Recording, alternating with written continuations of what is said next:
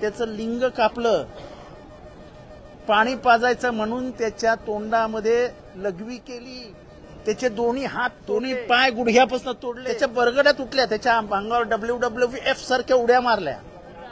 101च्या अन्वये आता चर्चासत्र होतं बीड आणि परभणीवरती. खरं तर तुम्ही मस्साजोगचे सरपंच संतोष देशमुख यांच्या हत्ये प्रकरणात अनेक खुलासे केलेले आहेत.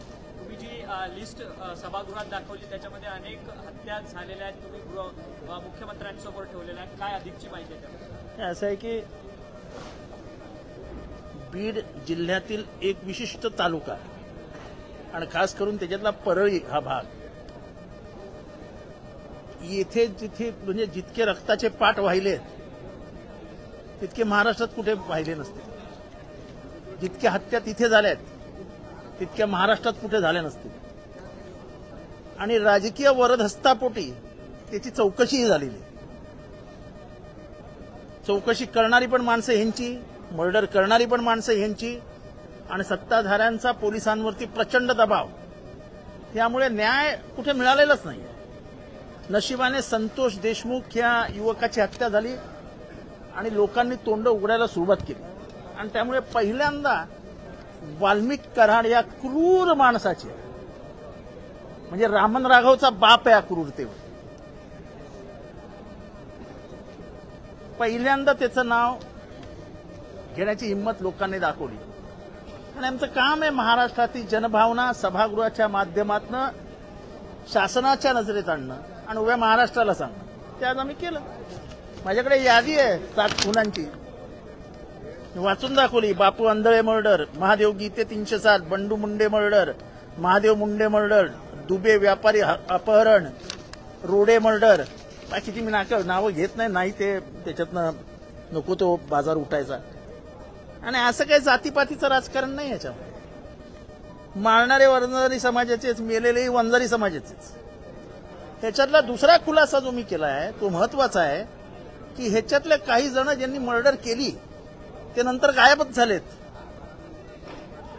जे ते आरोपी आहेत पण पोलिसांना ते आता सापडतच नाही. माझं स्पष्ट मत आहे की त्यांचा वापर झाला, पुढे नावं उघड होऊ नये म्हणून त्यांची हत्या करण्यात आली. म्हणजे इतका क्रूरपणा ह्या राज्यामध्ये कोणाच्या लक्षातच आला नाही. हे अतिशय धक्कादायक आहे.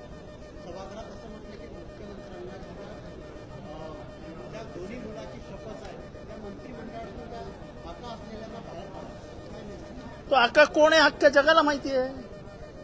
अख्ख्या जगाला माहिती आहे. तुम्हाला नसेल माहित तर उद्या सकाळी भेटा, मी तुम्हाला व्हिडिओज दाखवतो सगळे. आका कोण आहे. इस जंगल में 2 ही शेर. गाणी लागलेत ते काय ह्याच्यात. ते थोडा वेळ दिला तर काढून दाखवतो माझ्या व्हिडिओ माझ्या ह्याच्यात. प्रश्न तो नाही आका कोण आहे. तुम्हाला पण माहिती आहे आणि ह्यांना पण माहिती आहे आणि ह्यांना पण माहिती आहे. नाव घेण्याची हिंमत कोणीच दाखवली. मी एकट्यानेच दाखवली सभागृहात. वाल्मिक कराडचं नाव कोणी घेत नाहीये. वाल्मिक कराड हा त्या जिल्ह्यातल्या डॉनचा छोटा शकील आहे. आता डॉन कोण हे विचारू नका. डी तर समजतं की नाही कोण. D for Don. पण ज्या पद्धतीने हे सगळं केलं, त्या माणसाच्या अंगात 3 लिटर रक्त असतं. ते 3ही लिटर रक्त सोखा असं ते काय म्हणतात त्याचं साखळलं गेलं. त्याच्या बरगड्या तुटल्या, त्याच्या अंगावर WWF सारख्या उड्या मारल्या, त्याचं लिंग कापलं, पाणी पाजायचं म्हणून त्याच्या तोंडामध्ये लघवी केली, त्याचे दोन्ही हात तोडले, दोन्ही पाय गुडघ्यापासून तोडले. मी जेव्हापासून पेपर वाचायला शिकलो आहे तेव्हापासून एवढी क्रूर हत्या राजकीय क्षेत्रामध्ये झाल्याची माझ्या तरी आठवणीत आणि वाचण्यात आलेली नाही. आणि हा क्रूरपणा जर राजकीय वरदहस्तामुळे होणार असेल आणि तो माणूस सरकारमध्ये असणार असेल तर काय फायदा आहे. चौकशी कशाला करता. चौकशी सोडून द्या. आणि कुठल्या पोलिसांमार्फत चौकशी करता. ते पोलीस 307 मध्ये आरोपी करायला घाबरतात. आरोपी तर अटक करायला घाबरतात. तेच पोलीस ज्याचा मर्डर झालाय त्याच्या गावामध्ये त्याला घेऊन फिरतात त्या आरोपींना. तो सुदर्शन घुले, तो चाटे, तो तो अंधारे त्या सगळ्यांना घेऊन फिरतायत पोलीस स्टेशनला.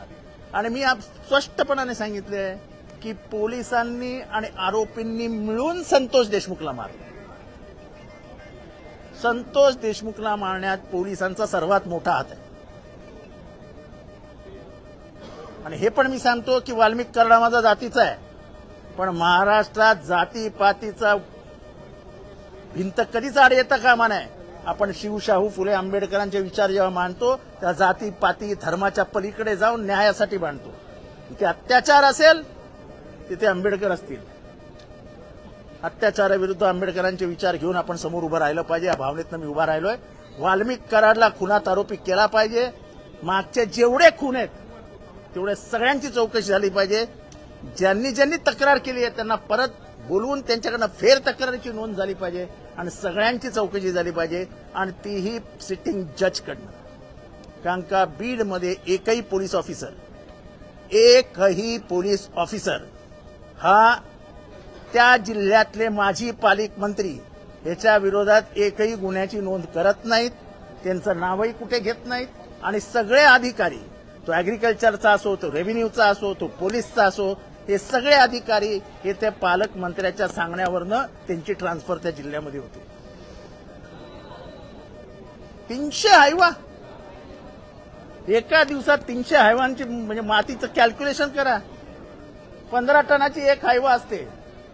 300 म्हणजे किती झाले? 450. कुठे जाते एवढी रेती? आणि किती करोड रुपये संध्याकाळपर्यंत जमा होत असतील. एवढा पैसा जर मिळत असेल तर 100 खून पचवतील हो. म्हणजे गॉडफादरच्या त्या कादंबरीपेक्षाही भयंकर असं काय ते पर्याय आहे. तर हा डॉन विटो कॉर्लिओन कोण आहे याचा शोध घ्या आणि पहिल्यांदा हे राजकारणाचं होणारं गुन्हेगारीकरण थांबवा.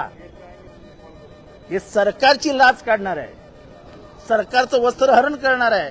आणि पहिल्या 5 दिवसातच समोर आलंय सरकारचा रोडमॅप त्याच्यावरनं ठरणार आहे. जर तुम्ही आज कारवाई केली नाही तर त्या पोरांना, जे अनाथ झालेली पोरं आहेत त्यांना न्याय कोण देणार? त्या विधवेला न्याय कोण देणार आहे? पूर्ण महाराष्ट्रातल्या लाडक्या बहिणी बघतात डोळे उघडून की तिचं कुंकू ज्याने पुसलंय त्याला हे धरणार आहेत की नाही.